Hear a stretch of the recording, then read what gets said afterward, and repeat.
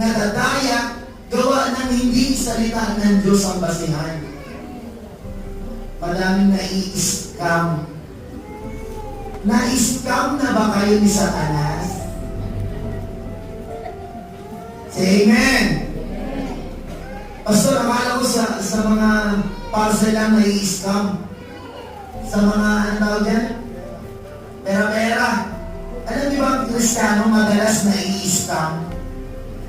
Nino? Ni Satanas. Tatawanan kayo. Ni Satanas.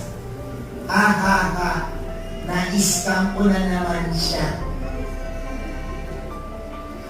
Sa madaling salita, ano po? Uto-uto. Grabe talaga si Pastor JC. Bakit pa kasi pinauwi niyan dito? Dapat sa Palawan.